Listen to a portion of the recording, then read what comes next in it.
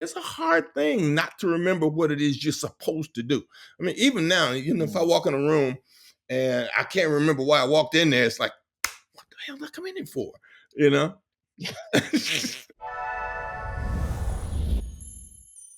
I've been thinking about, being this character for 10 years, and the ease of sliding into his skin when the time came was very gratifying. Because I've been talking to my makeup artist and my hairdresser, about Ptolemy for years. So they knew when it was time to make me 90 years old, they were ready. They put the appliances on me and changed my hair and did the whole thing. And I looked at myself in the mirror.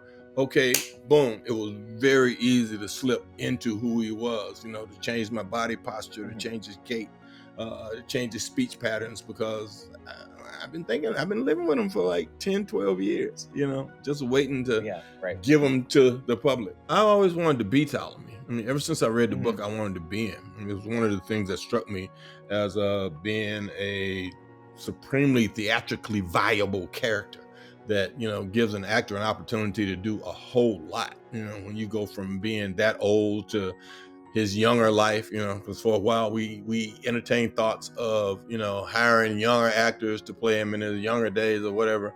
But after, Captain Marvel and Lola and all those other things, I'm like, oh, they got the ability to make me, I can be myself. I can do it myself and just, get some, company to smooth my face out a little bit. And I can make it happen. It seems like I can't remember nothing no more. I try to say what day it is. I ain't got a clue. Hey! God! What you doing, Bump? So you want me to take you to that special doctor? One that might can help you remember things.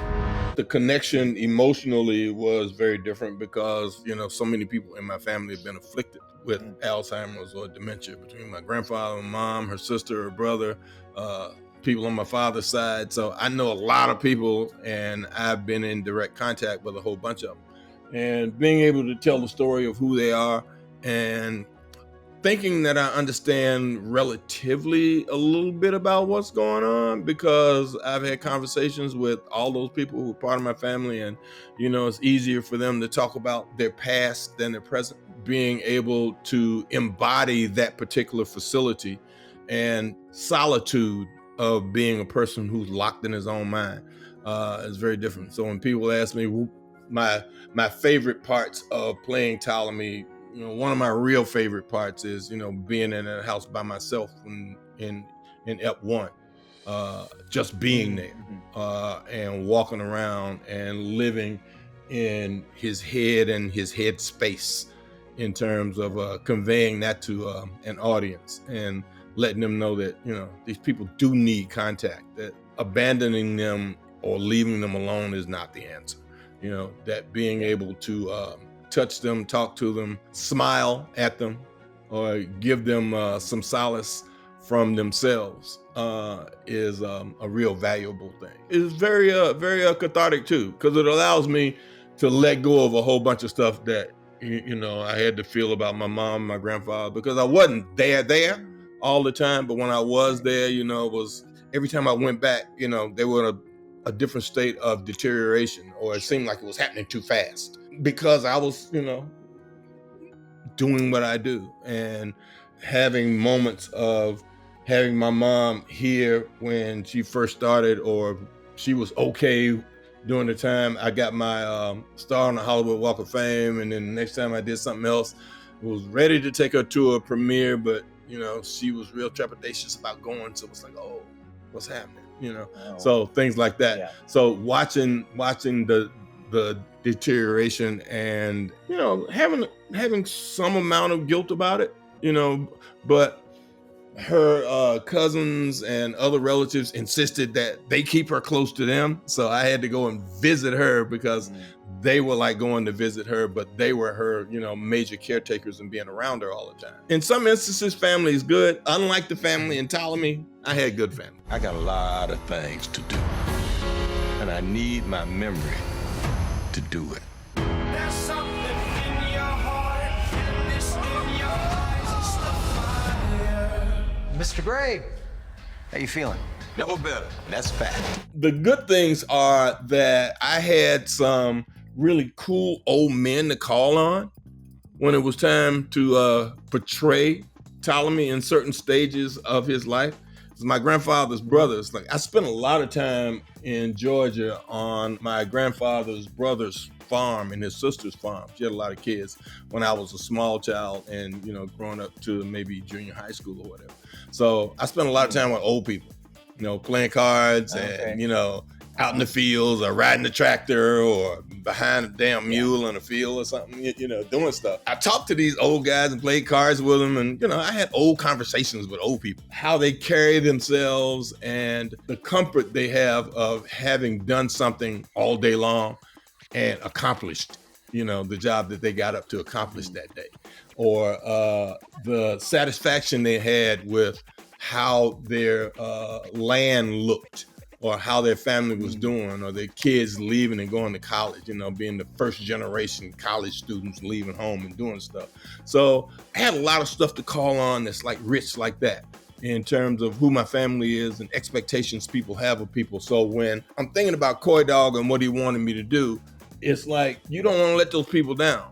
It's like this one thing that I still have that I hear in my head all the time, that every time you leave home, you representing us. Understand that people know who we are. There's an expectation of you to be a certain kind of person, and we expect you to be that. So represent us. So I hear that and I feel it. And I think Ptolemy was part of that, which is what was bothering him about, you know, Coy Dog charging him with this, you know, thing that he needed to do. Didn't want to let him down, no matter how old he got. So it was, you know, it's a hard thing not to remember what it is you're supposed to do. I mean, even now, you know, if I walk in a room and I can't remember why I walked in there, it's like, what the hell am I coming in for? You know? But Gray, I'm worried about you.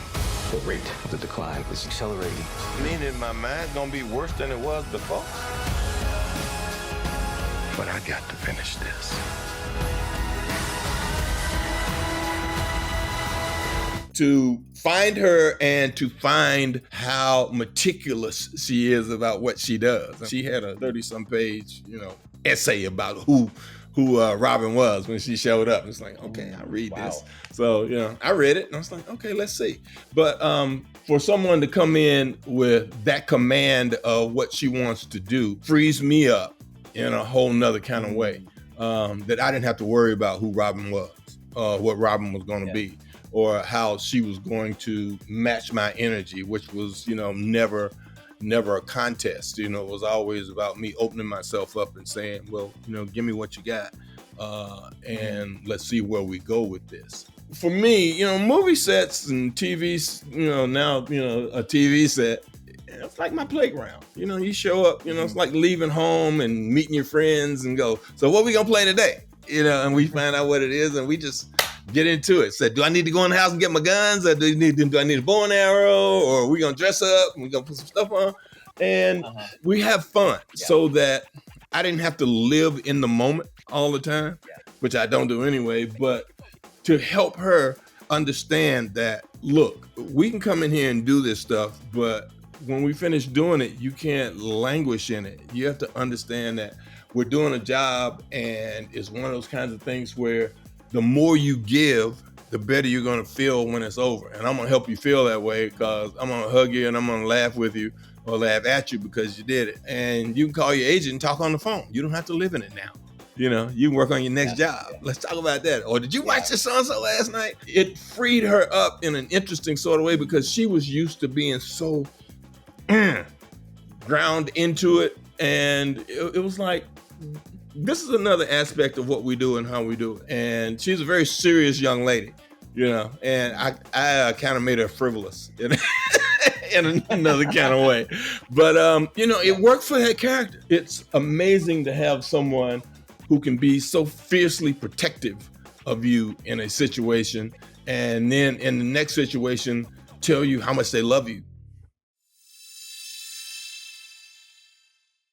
Production supervisor Diane Houseland, who was like Walter's producing partner, was very instrumental in keeping everything, you know, on an even keel. Because some days we kind of go off the rails, and she'd pull us back and make sure everything was happening, and making sure that we were happy, to keep us from getting caught up in the politics of what was going on the outside of what was happening. So, people like that, all the crew members too, they came and, they became part of it. The camera operators, dope camera operators, these guys are, hey man, that was a great take, and you don't hear that a lot from people who are like doing the job. They just come, somebody says cut, they get some coffee, they go somewhere, they do something else, and they stood around and watched, and they paid attention, and they, talked to the actors, and they complimented us, and they protected us from a lot of things, making sure that, things were going right. So it was a great crew.